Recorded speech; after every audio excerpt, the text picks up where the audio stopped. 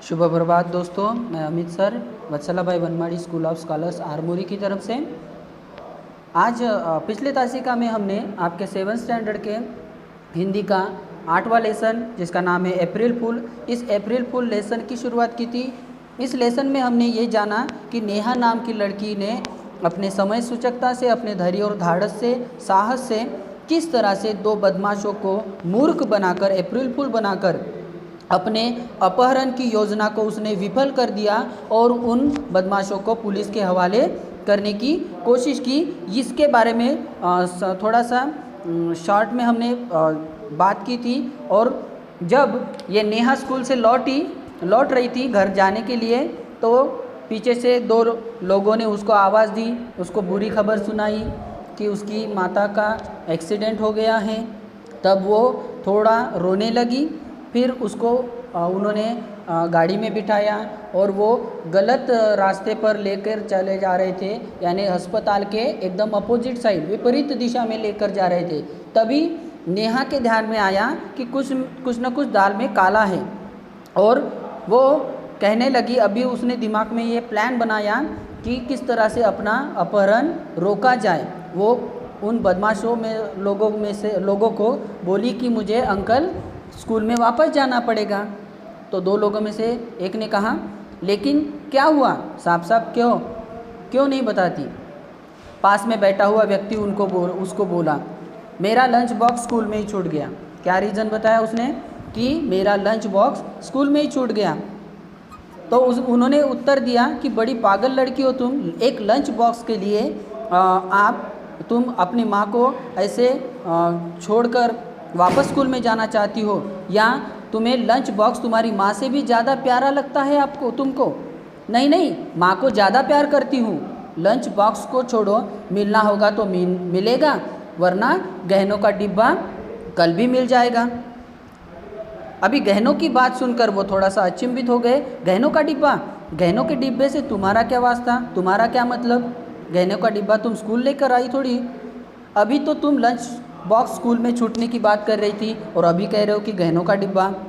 फिर नेहा ने बताया, अब आपसे क्या छुपाऊं अंकल, मेरी माताजी ने अपने गहने लंच बॉक्स में ही तो रखती है हर रोज़, कि उसकी माताजी हर रोज़ लंच बॉक्स में ही गहने रखती है।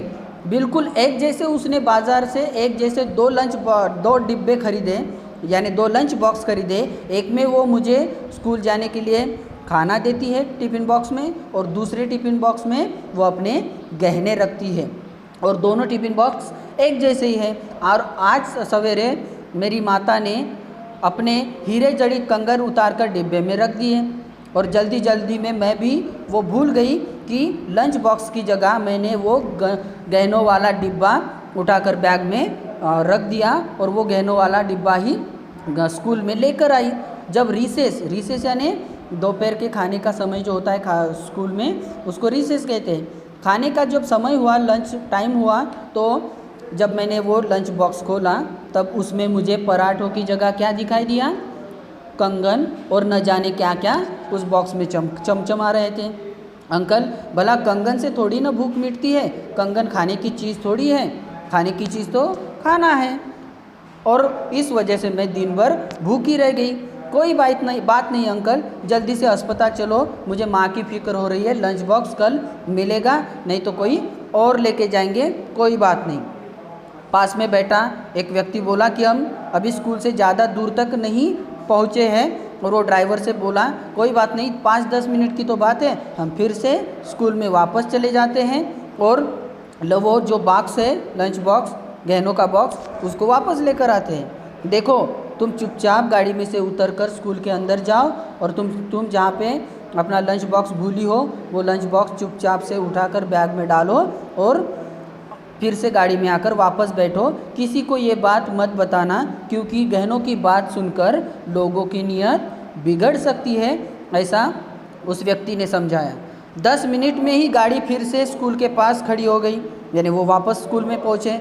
नेहा फुर्ती से, यानी जल्दी से वो गाड़ी से उतरी और स्कूल के अंदर चली गई, और उसको ये बात पता थी कि प्रधानाचार्य जी यानी स्कूल के प्रिंसिपल, उसको ये बात पता थी कि प्रधानाचार्य जी यानी प्रिंसिपल बहुत देर तक कार्यालय में ही बैठे रहते हैं। वो सीधे प्रधानाचार्य यानी प्रिंसिपल जी के ऑफिस में पहुंच गई और उनके पास जाकर धीरे से उसने कुछ कहा, कुछ तो उनके कानों में कहा।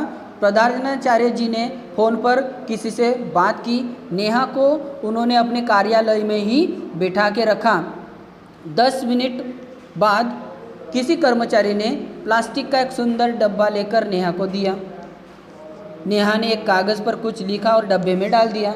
यानी नेहा ने चुपचाप से प्रधानाचार्य जी को कुछ बात बताई और उसकी बात सुनकर प्रधानाचार्य जी ने किसी से फ़ोन पर बात की और 10 मिनट बाद स्कूल का जो चपरासी है वो एक सुंदर सा प्लास्टिक का डिब्बा लाकर उसने नेहा के हाथ में दिया और नेहा ने कागज़ का एक टुकड़ा पकड़ा और उसमें कुछ ना कुछ लिखा और वो उसने डब्बे में रख दिया। 10-15 मिनट बीत गए। अब चपरासी दफ्तर में आया और प्रधानाचार्य जी से बोला, साहब नेहा के मामा जी अपने मित्रों के साथ बाहर नेहा की प्रतीक्षा कर रहे। क्या कहा चपरासी ने प्रधानाचार्य जी को कि सर नेहा के जो मामा जी है वो अपने मित्रों के साथ नेहा को लेने के लिए स्कूल में आए हैं और स्कूल में बाहर प्रतीक्षा कर रहे हैं। इसके आगे का पोर्शन हम अगली तासिका में देखेंगे। धन्यवाद।